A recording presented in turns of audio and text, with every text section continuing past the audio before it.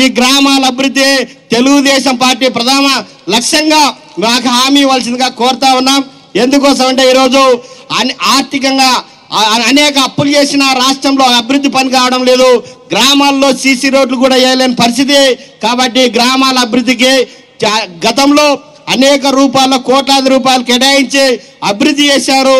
మీకు ఇప్పుడు కూడా మేము చెప్పడం కాదు, అధికార వైఎస్ఆర్ పార్టీ సర్పంచ్లు చెప్తా ఉన్నారు, గత సర్పంచ్లు బాగున్నారు, మేము గెలిచి ఈరోజు అప్పులు వేసి ఊర్లో నుంచి బయటకు వెళ్లాల్సిన పరిస్థితి వస్తుందని చెప్తున్న నేపథ్యం. కాబట్టి గత పూర్వ వైభవం రావాలంటే గ్రామాల అభివృద్ధికి కేంద్ర ప్రభుత్వం ఇచ్చే నిధులతో పాటు రాష్ట్ర ప్రభుత్వం కూడా నిధులు ఇచ్చి అభివృద్ధి చేయాల్సిన కోరుతా ఉన్నాం.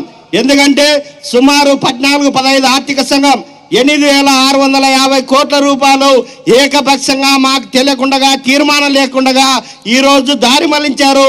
16 ఆర్థిక సంఘం నిధులు కూడా కేంద్రం ఇవ్వడం లేదు. ఇప్పుడు అయ్యా 14-15 ఆర్థిక సంఘం నిధులకి లెక్కలు చెప్పండి. కాబట్టి 16 ఆర్థిక సంఘం ఇస్తా ఉన్నారు. కాబట్టి ఖచ్చితంగా ఆ నిధులు విడుదల చేసేందుకు మీరంతా కూడా మాకు సహకరించవలసిందిగా తెలియస్తూ, ఏదేమైనా జగన్మోహన్ రెడ్డి గారు చేసినటువంటి తప్పు కాకుండా ఈ తప్పుడు సలహాదారులు చాలా మంది ఉన్నారు. ఆ తప్పుడు సలహాదారు వల్ల రాష్ట్రం గబ్బు పట్టిపోయింది.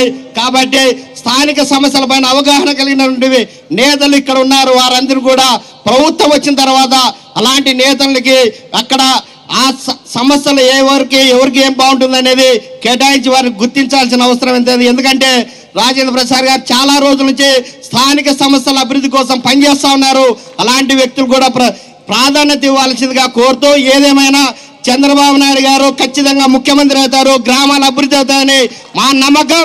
కమ్యూనిస్ట్ పార్టీగా భావించాం. అందుకోసమే అనేక ఉద్యమాల్లో, విద్యార్థి సంఘాల ఉద్యమాల్లో టీఎన్ఎస్ఎఫ్ తెలుగు యువతతో కలిసి మేము పనిచేసాం. కాబట్టి ప్రజా సమస్యలపైన పనిచేస్తూ ఉన్నాం. కాబట్టి సరైన నిర్ణయం తీసుకొని ఈ ఎన్నికల్లో విజయమే లక్ష్యంగా పనిచేయాల్సిందిగా కోరుతూ, మీ అవకాశం ఇచ్చిన మీ అందరికీ పేర్లు తెలియకపోయినా పేరున ధన్యవాదాలు తెలుపుకుంటూ సెలవు తీసుకుంటున్నాను. థ్యాంక్స్ లెనిన్ గారు. అదేవిధంగా కాంగ్రెస్ పార్టీ నుంచి పశ్చిమ గోదావరి